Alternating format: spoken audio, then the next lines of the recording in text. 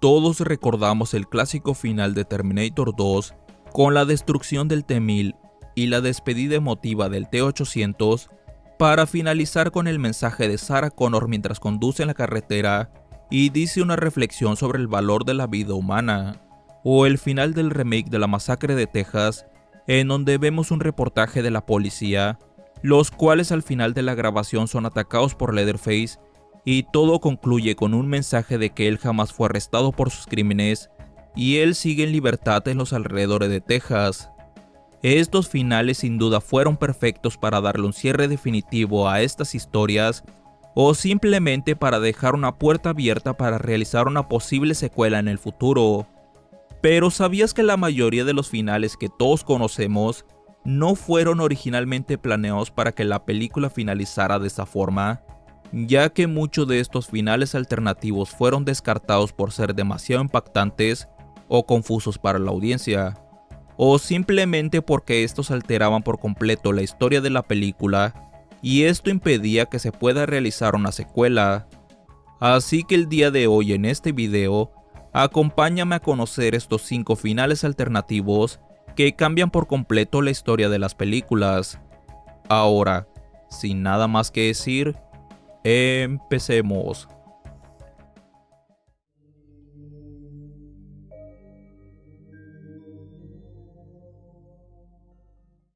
En el remake de La Masacre de Texas, nos presentan una versión más sangrienta y malvada de esta familia de caníbales, ya que en la historia de esta película, vemos como un grupo de chicos encuentran a una mujer en medio de la carretera, la cual se encontraba horrorizada por las cosas que la familia de Leatherface le hizo a sus amigos.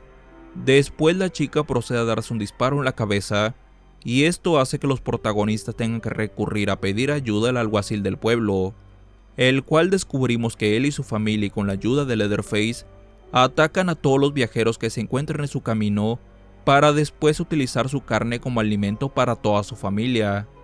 En el transcurso de la película, el personaje de Leatherface elimina a cada uno de los protagonistas hasta que solo queda una sobreviviente, con la cual empieza una persecución que finaliza con la chica cortándole uno de sus brazos.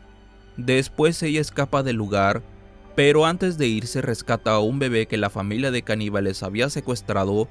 y vemos que Leatherface, en su último intento por detenerla, él ataca su auto con su motosierra, la cual encendió con un solo brazo. Y la película finaliza con una grabación de un reportaje de la policía, los cuales están explorando la casa en donde ocurrieron los crímenes. Pero vemos que desde las sombras aparece el personaje de Leatherface, el cual ataca a los oficiales de la policía, y ahí finaliza la grabación. Todo esto cierra con un mensaje en donde se explica que Leatherface jamás fue arrestado y aún sigue merodeando en los alrededores de Texas. Sin duda todo esto es muy distinto al final alternativo que se descartó, en donde vemos a la protagonista siendo entrevistada en el futuro y la cual está contando las horribles cosas que vivió en aquella noche. Pero ella revela algo que es muy importante, ya que todos estos años la policía creyó haber encontrado el cadáver de Leatherface, pero ella les dice que ese no era él, ya que a Leatherface le faltaba un brazo. Y al instante vemos que un escuadrón de la policía está en la antigua casa, pero al llegar solo encuentran un cuerpo en descomposición que está reposando en una cama, y a lo lejos vemos la silueta de Leatherface que le falta un brazo, el cual está saliendo lentamente del lugar sin que nadie de la policía se dé cuenta.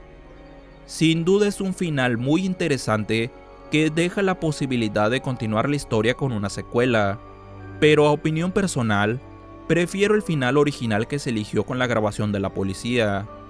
ya que en ese se logra una mejor sensación de terror al dejar a la interpretación del espectador lo que pasó con el paradero de Leatherface.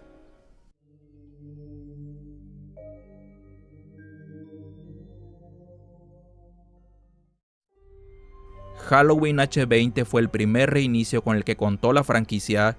ya que esta película ignora por completo el resto de secuelas y solo conecta con las 2 primeras entregas de la saga. En esta nueva historia muestran que después de los sucesos de la segunda película, el personaje de Lori estuvo viviendo aterrada por muchos años, con el temor de que Michael Myers regrese por ella. En el transcurso de la película vemos como Michael está de regreso, el cual está en búsqueda de intentar eliminar a su hermana Lori, y después de un intenso enfrentamiento contra los protagonistas, ellos logran vencer a Michael Myers y este es llevado en una ambulancia en una bolsa para cadáveres. Pero Lori sabe que Michael aún no ha sido vencido, así que ella se roba el vehículo para poder ponerle fin a todo esto. Y mientras ella conduce vemos que Michael se despierta en la ambulancia y esto provoca un choque que termina con él atrapado en medio del vehículo, lo cual Lori aprovecha para decapitar a su hermano Michael y de esta forma ponerle fin a todo esto. Y con este final es como originalmente se esperaba darle un cierre definitivo a esta nueva línea de películas, con un final feliz con el personaje de Lori venciendo su mayor miedo. Pero existe un final alternativo en donde se muestra que Michael está disfrazado de paramédico y él no era la persona enmascarada que su hermana decapitó. Y con estos dos finales existe un gran problema, ya que aclaro que el final canónico es el de Michael Myers siendo asesinado por su hermana Lori, y el alternativo, que es el no canónico, es en donde Michael cambia de ropa con otra persona para poder escapar. Y el problema que me refiero es que en la secuela de esta película, que es Halloween Resurrección, siguen la línea no canónica del final alternativo, con Michael escapando, en lugar de seguir el final canónico que se eligió, ya que si se tenía planeado hacer una secuela de Halloween H20, entonces ¿para qué eligieron ese final feliz con Lori venciendo a su hermano Michael, si de todas formas iban a continuar la historia desde ese final descartado?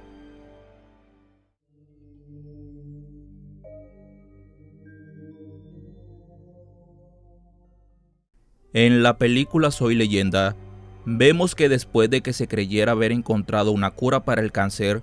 esta vacuna provocó una mutación que transformó una parte de la humanidad en criaturas muy peligrosas que son sensibles a la luz solar.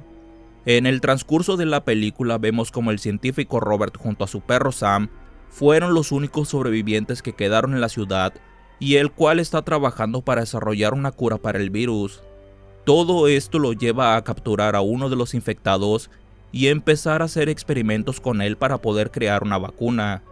Pero esto provoca la ira de los infectados, los cuales se las ingenian para poder llegar al laboratorio del científico Robert. Y al final vemos que él intenta razonar con el líder de los infectados, diciéndoles que él los puede curar. Pero esto no sirve de nada, así que Robert toma una muestra de la sangre del infectado con el que estuvo experimentando y se la da a una mujer y a su hijo para que la protejan, ya que en esa sangre se encontraba la cura del virus. Y después de ponerlos a salvo, Robert toma una granada y se sacrifica para poder eliminar a los infectados del laboratorio, y de esa forma, las otras personas puedan llevar la muestra de sangre a la zona segura y se pueda desarrollar una vacuna. Y de esta forma es como finaliza la película. Sin duda un final muy distinto al alternativo, en donde vemos que el científico Robert sí logra racionar con el líder de los infectados, y este se lleva a la mujer con la cual Robert estuvo experimentando para crear una vacuna, la cual al parecer era la pareja sentimental del líder de los infectados, y este final alternativo cierra con él llevándosela del laboratorio y dejando entender que esas criaturas son algo razonables y tienen sentimientos. Y a opinión personal, agradezco que no se haya elegido ese final, ya que dan a entender que esas criaturas no son tan malas, a pesar de que eliminaron a muchas personas inocentes, a diferencia del final canónico con el sacrificio del científico Robert, el cual sin duda es perfecto, ya que vemos el último acto de valentía de un hombre destrozado mental y emocionalmente, que aún no pierde la esperanza de que el resto de la humanidad pueda volver a vivir una vida tranquila, demostrando que todo su sacrificio y esfuerzo que vivió en todos estos años sirvieron de algo, cosa que en el final alternativo se pierde todo ese sentido, ya que después de todo, esas criaturas no eran tan malas a final de cuentas.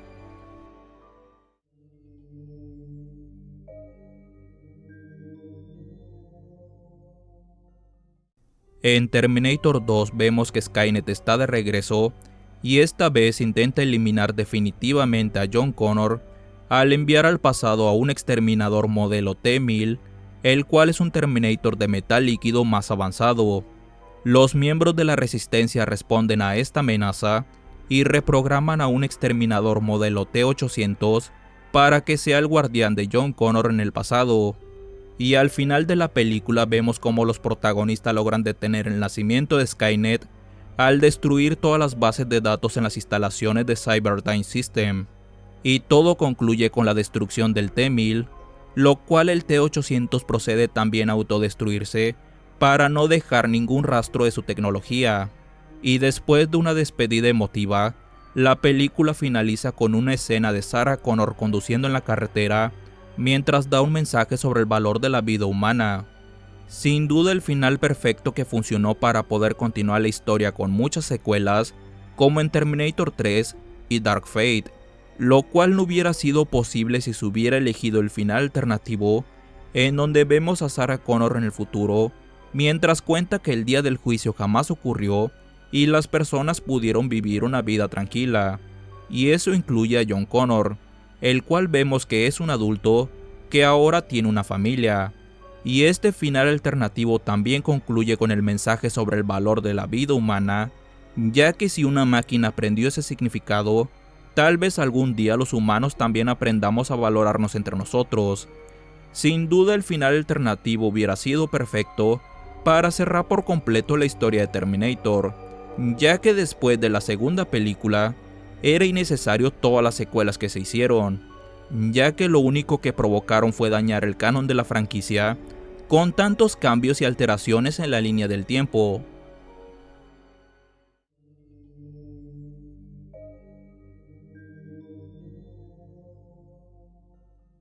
En la película de Freddy contra Jason, vemos que el personaje de Freddy ha perdido sus poderes, ya que las personas han logrado olvidarlo, lo cual Freddy decide revivir a Jason Voorhees y manipularlo para que desate el miedo en el pueblo de Elm Street, y así las personas piensen que Freddy Krueger ha vuelto y él pueda recuperar sus poderes. En el transcurso de la película vemos que su plan funciona, pero las cosas se empiezan a complicar cuando Jason elimina personas que Freddy quería para él. Todo esto lo lleva a querer atormentar a Jason en sus sueños al revivir los traumas que él vivió en su infancia. Y todo esto concluye con un enfrentamiento en el mundo real, el cual después de una intensa pelea y con algo de ayuda de los protagonistas, Jason Voorhees logra vencer a Freddy Krueger y ambos caen derrotados en las profundidades del lago. Y en la última escena vemos que Jason emerge de las profundidades del agua mientras sostiene la cabeza de Freddy, y así es como finaliza la película. Sin duda un final perfecto que funcionó para darle un cierre definitivo a esta película crossover. Aunque he de mencionar que originalmente se tenía planeado un final muy distinto, el cual de llevarse a cabo hubiera cambiado por completo la historia de esta película, el cual iba a mostrar que después del enfrentamiento de Freddy contra Jason al final de la película, ambos aparecerían en el infierno donde continuarían su pelea, pero ellos serían detenidos al ser atados con ganchos y cadenas que emergen de la oscuridad, y ahí aparecería el líder de los cenobitas de las películas de Hellraiser. Y de haberse llevado a cabo ese final, sin duda hubiera sido muy impactante, ya que nos dejaría con la expectativa de esperar otro crossover en el futuro. Aunque debo aclarar que este final alternativo jamás llegó a grabarse, pero se sabe de la idea gracias a las declaraciones de los encargados de esta película, los cuales dicen que tuvieron que descartarlo porque ellos no poseían los derechos de la franquicia de Hellraiser, así que prefirieron no arriesgarse de sufrir una posible demanda por derechos de autor. Estos son algunos de los finales alternativos que, de haber sido elegidos, habrían cambiado por completo la historia de sus películas. Pero, ¿qué piensan ustedes sobre todo esto? ¿Prefieren los finales que se eligieron para todas estas películas? ¿O creen que era mejor que se arriesgaran con las ideas de los finales alternativos? Recuerden que cualquier opinión sobre el tema del video la pueden escribir en la caja de los comentarios. Muy bien amigos, esto ha sido todo por hoy y espero que el video les haya gustado. Nos vemos la próxima.